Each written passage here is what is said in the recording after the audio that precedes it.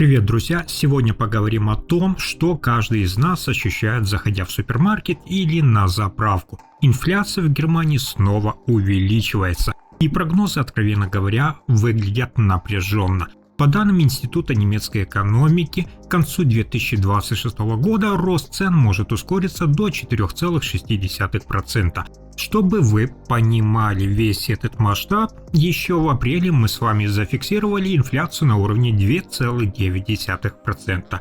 Казалось бы, это умеренный вроде бы показатель, но эксперты считают, что это временная стабилизация. В среднем по году ожидается около 3,5%. И это при том, что ориентир Европы традиционно, я напомню, держится вблизи 2%.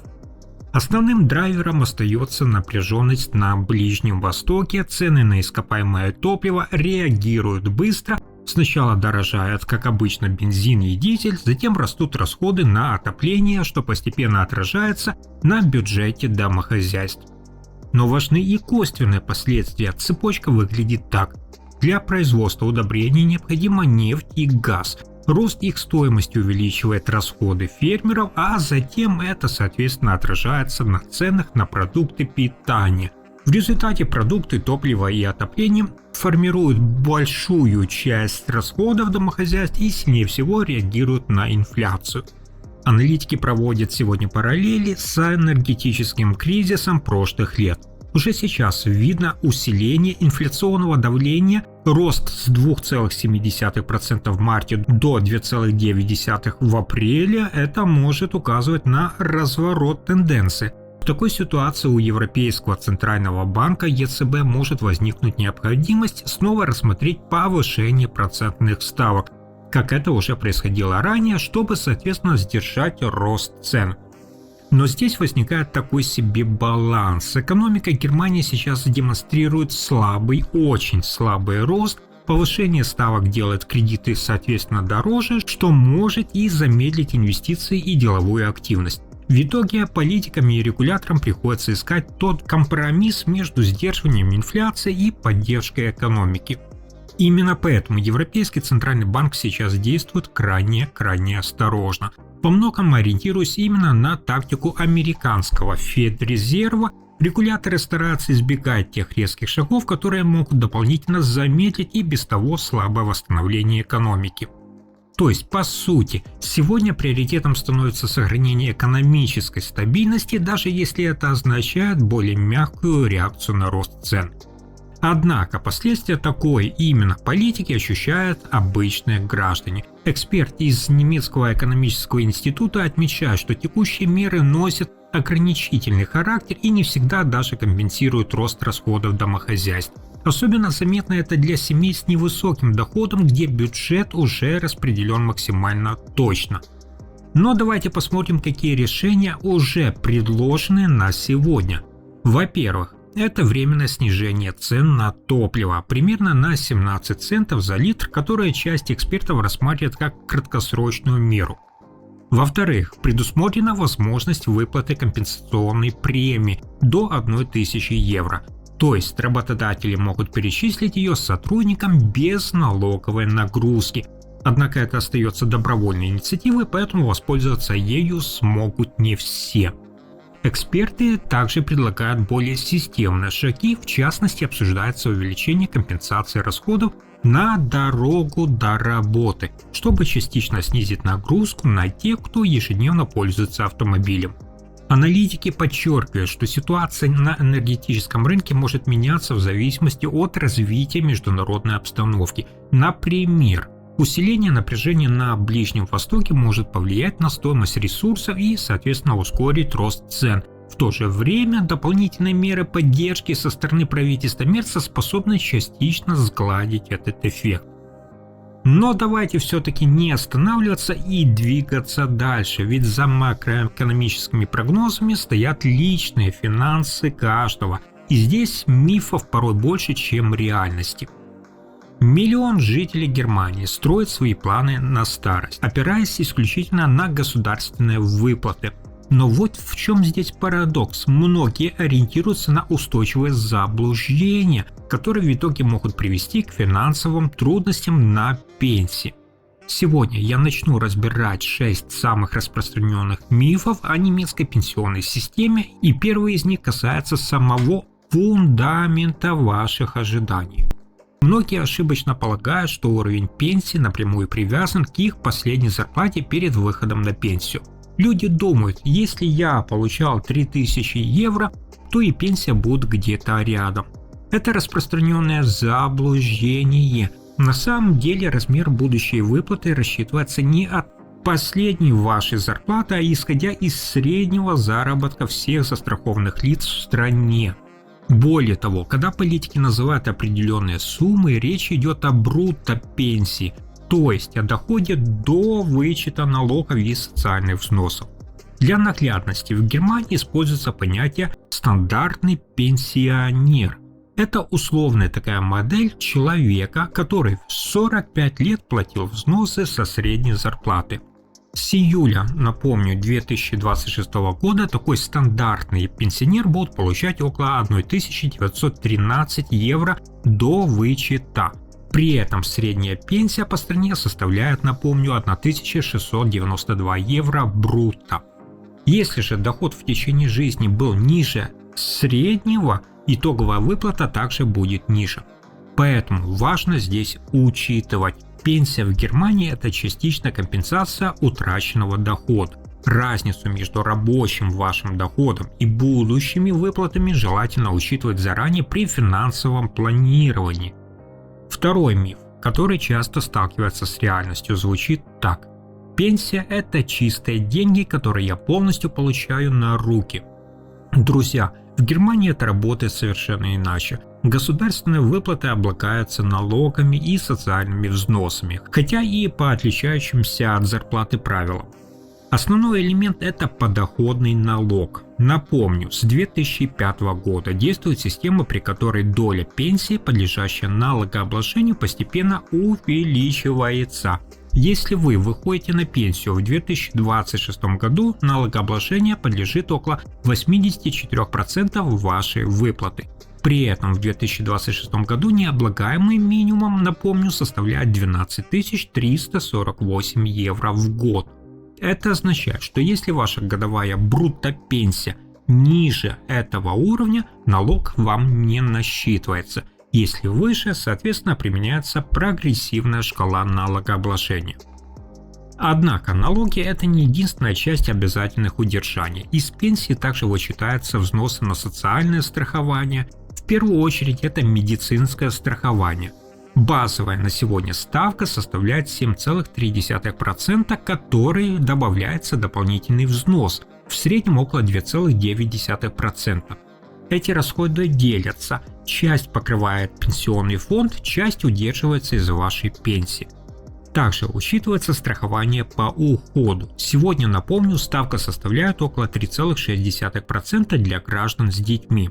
Для бездетных она еще выше, около 4,2%. И эта разница оплачивается полностью за счет получателя пенсии. Давайте рассмотрим пример.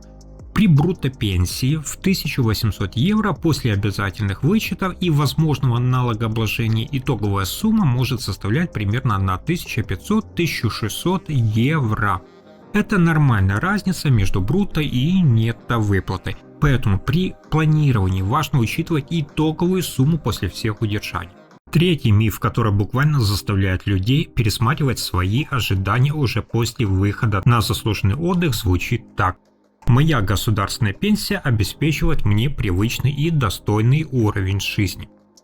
Друзья, это распространенное заблуждение. В последние недели канцлер Фридрих Мерц прямо дал понять, что задача государственной системы – это прежде всего базовое обеспечение. Проще говоря, закон гарантирует вам защиту от риска бедности, но не предусматривает полного сохранения прежнего уровня комфорта. Сейчас мы наблюдаем устойчивую такую тенденцию снижения относительного уровня пенсии. Это означает, что разрыв между вашей последней зарплатой и первой пенсией постепенно увеличивается. Если раньше этот разрыв воспринимался как умеренный, то сегодня без частного пенсионного страхования или корпоративных программ от работодателя уровень жизни в старости может снизиться. Если сравнивать с ситуацией, например, 20-летней давности, государственная пенсия все чаще рассматривается как базовая опора, а не как полноценная замена дохода. Отсюда вытекает и четвертое заблуждение. Сколько я в кассу положу, столько назад и получу. Многие представляют пенсионную систему сегодня как личный накопительный счет, где хранятся их взносы. В действительности это не так. В Германии действует распределительная система. Это такой механизм перераспределения, то есть взносы работающих граждан направляются на выплаты нынешним пенсионерам. У каждого нет индивидуального денежного счета в прямом смысле. Вместо этого формируются пенсионные баллы. То есть будущая пенсия определяется не суммой ваших внесенных средств, а количеством накопленных баллов и общей экономической ситуации. По сути, речь идет о праве на долю от будущих поступлений системы. Размер этой доли и зависит от того, насколько ваш доход соотносится со средним уровнем по стране в разные годы. Если проводить аналогию, это ближе не к банковскому вкладу, а к системе участия. Вы делаете взносы сейчас, рассчитывая на поддержку следующего поколения. Именно поэтому демографические изменения в Германии вызывают серьезные дискуссии среди экономистов. При сокращении числа работающих нагрузка, соответственно, на систему будет возрастать. Пятый миф, на который многие полагаются как на запасной парашют, звучит так. Если моей пенсии не хватает, государство в любом случае обо мне позаботится. Друзья, важно трезво понимать, такая поддержка означает уровень прожиточного минимума, который покрывается прежде всего базовые потребности. Если ваш пенсионный доход оказывается недостаточным, вы можете претендовать на социальное пособие по старости, однако на самом деле это не автоматическая выплата. Для ее получения проводится детальная проверка вашего финансового положения. Государственная помощь предоставляется в том случае, если у вас и у вашего партнера отсутствуют существенные активы. При этом учитываются различные виды имущества, например, сбережения, отдельные ценные вещи, а также дополнительные источники дохода, включая корпоративные или частные пенсионные выплаты. Важно также учитывать и действующие ограничения по накоплению. Если сбережения превышают установленный допустимый уровень, как правило, это около 10 тысяч евро на человека, они могут быть учтены при оценке права на помощь. Базовая пенсия, о которой часто говорят, представляет собой надбавку для людей с длительным трудовым стажем и невысокими доходами. Именно она может частично повысить общий уровень выплат, но не заменяет полноценное финансовое обеспечение.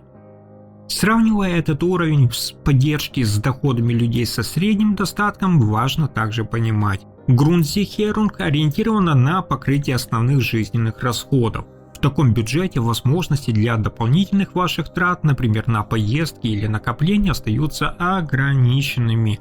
Эта мера направлена больше на предотвращение именно крайних ситуаций, таких как потеря жилья, но не предполагает сохранение прежнего уровня жизни. Поэтому рассчитывать сегодня исключительно на такую поддержку значит заранее учитывать более сдержанный финансовый режим в будущем.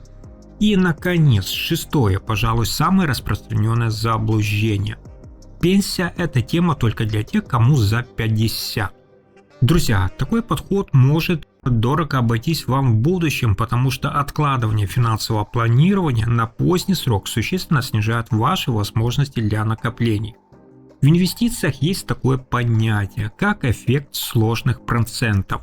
Это механизм, при котором накопленный доход со временем сам начинает приносить вам дополнительный доход. И чем длиннее ваш инвестиционный горизонт, тем сильнее проявляется этот эффект. Если вы начинаете, например, в 20 или 30 лет, даже относительно небольшие, скажем так, регулярные суммы со временем могут дать положительный результат. Но если откладывать этот старт до 45 лет, нагрузка на личный бюджет возрастает, потому что времени для накопления становится, соответственно, меньше. Давайте посмотрим на цифры. Представьте, что вы решили заняться частным пенсионным обеспечением и используете инструмент с доходностью около 5% годовых. Если вы начинаете в 25 лет и откладываете, например, по 100 евро в месяц, то через 40 лет сумма накоплений может составить около 152 тысяч евро. Если начать в 45 лет при тех же условиях, то за 20 лет накопится примерно 41 тысяча евро. Разница в капитале оказывается существенной. Чтобы приблизиться к результату более раннего старта, человеку, начавшему в 45 лет, потребуется откладывать, конечно же, существенно больше ежемесячно, примерно в несколько раз выше исходной суммы. Сравнивая эти два сценария, становится очевидно, время играет ключевую роль в формировании накоплений. Чем позже вы начинаете планировать свою пенсию, тем выше становится ваша норма сбережений, и тем, соответственно, сложнее достичь комфортного финансового уровня без дополнительной поддержки. Вся эта активная дискуссия вокруг пенсионных баллов и реформ наглядно показывает одно – государственная выплата – это прочный такой фундамент, но обеспечить привычный уровень комфорта в старости только за счет нее становится непросто. Те, кто продолжает опираться на устаревшее представление вместо реальной оценки ситуации, могут сегодня столкнуться с существенным разрывом между и фактическим доходом. Но есть и хорошая новость. Если перейти от ожиданий к конкретным действиям, этот пенсионный дефицит можно существенно сократить. Чтобы снизить финансовые риски в будущем, эксперты рекомендуют обратить внимание на три практических шага уже прямо сейчас. Первый. Пересмотреть свои ожидания на основе реальных данных. Внимательно изучите свое ежегодное пенсионное извещение. При этом важно учитывать и будущие обязательные вычеты. Это позволит вам приблизительно оценить вашу реальную нетто-пенсию, то есть средства, доступные для повседневных расходов. Второй шаг – оценка текущего и будущего уровня расходов. Сравните предполагаемый доход с тем образом жизни, к которому вы привыкли сегодня. Разница между этими показателями и формирует тот потенциальный разрыв. И третий шаг – это формирование дополнительной финансовой опоры. В Германии существует несколько инструментов, позволяющих дополнить государственную пенсию. Это может быть, например, корпоративная программа от работодателя, где, напомню, работодатель часто участвует в финансировании, или государственная поддерживаемая программа Ристая рента, которая может быть особенно актуальна для семей с детьми. Также рассматриваются современные инвестиционные решения, такие как индексные фонды ETF. Сравнивая эти варианты, важно учитывать личную ситуацию и ваши цели. Универсального решения, сразу скажу, на сегодня не существует. Эффективным будет именно тот инструмент, который соответствует вашим возможностям и стратегиям. Ключевой здесь момент – это начать формирование такой системы заранее, чтобы использовать временный ресурс максимально эффективно. И это еще не все. Важный сегодня вопрос, почему, работая на пределе возможностей, мы с вами видим в расчетных листах относительно скромные итоговые суммы. Итак, работа в Германии сегодня для многих ощущается как бег на месте, то есть нагрузка вроде бы растет, а доля обязательных отчислений остается высокой. Несмотря на заявления политиков о возможном снижении налоговой нагрузки, свежие данные показывают, что ситуация меняется медленно. Новое исследование Организации экономического сотрудничества и развития привлекло большое внимание. Налоговая нагрузка в Германии остается одной из самых высоких среди развитых стран. Цифры из отчета действительно заставляют сегодня задуматься. Германия входит в группу стран с наибольшей совокупной нагрузкой на доходы. Для одинокого работника со средней зарплатой показатель достигает около 49,3%. Это означает, что существенная часть дохода уходит именно на налоги и социальные взносы. Для сравнения, более высокий уровень зафиксирован, например, в Бельгии – 52,7%, тогда как средний показатель по развитым странам составляет, напомню, около 35%. В центре этого исследования находится и ключевое понятие «налоговый клин».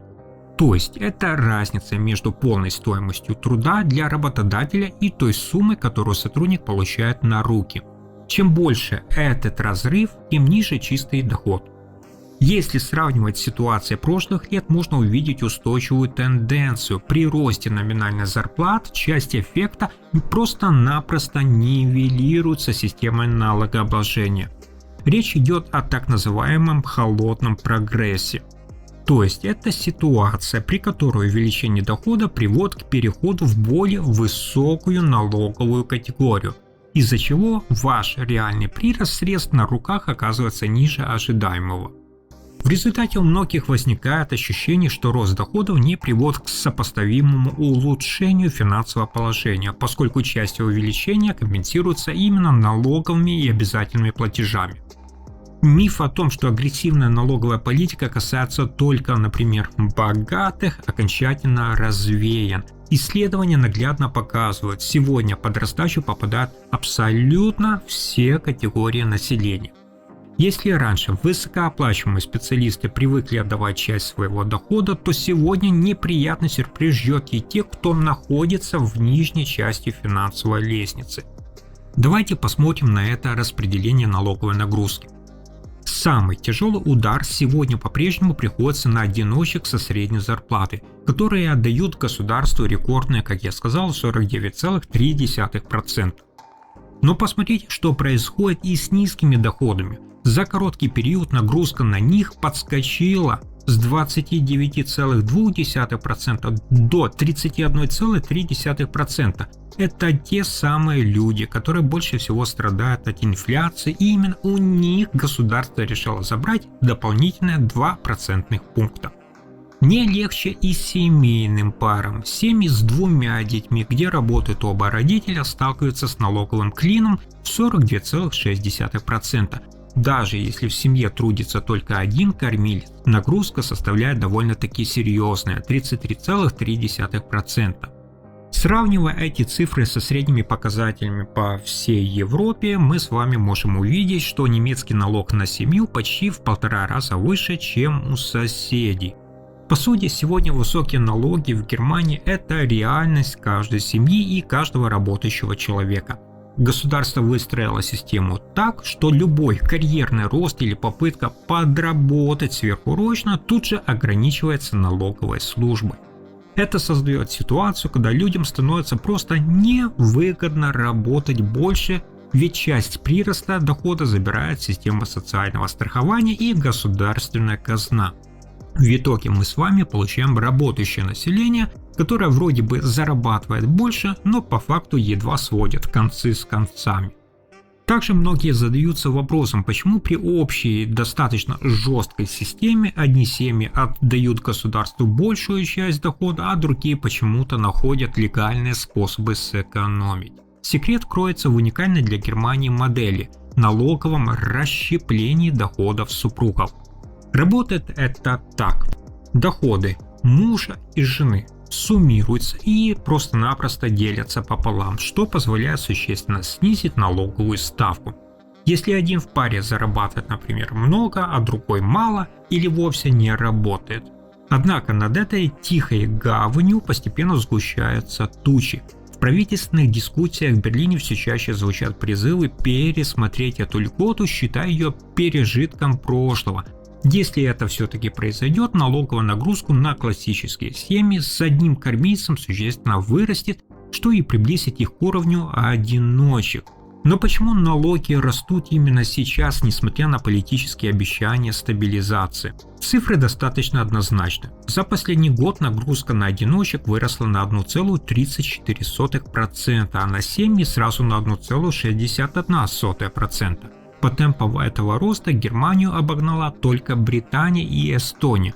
Во-первых, это резкий рост социальных взносов, особенно в медицинские кассы, как я вам рассказывал. Во-вторых, закончилось действие инфляционной премии, помните тут до 3000 евро, которые ранее не облагались налогом. И в-третьих, это все та же коварная холодная прогрессия. Это когда ваш начальник поднимает вам зарплату на 5%, чтобы компенсировать инфляцию, но из-за этого вы перепрыгиваете на следующую налоговую категорию и отдаете государству еще больше. В итоге реальных денег в кошельке почти не прибавляется, а налоговая система, конечно же, выигрывает. Что же нас с вами ждет впереди? Сейчас, напомню, партии ХДС, ХСС и СДПГ, СПД обсуждают масштабную налоговую реформу, которая может стартовать уже с января следующего года. Власти обещают облегчить жизнь среднему классу. Но главный вопрос остается открытым.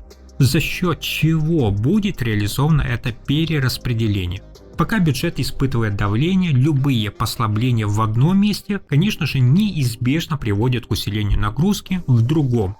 Для обычного работника в Германии ситуация остается непростой. Вы продолжаете отдавать существенную часть своего заработанного, а реальные перспективы снижения этого давления пока остаются неопределенными в рамках политических переговоров. На этом у меня сегодня все, друзья. Времена сейчас непростые, цены, вы видите, растут, а налоги съедают часть вашего дохода, поэтому главный совет – не опираться на слухи и регулярно проверять свои пенсионные и налоговые документы. В Германии ваши деньги требуют внимательного контроля, а знание своих правил – это сейчас одна из самых надежных финансовых защит. Спасибо за просмотр.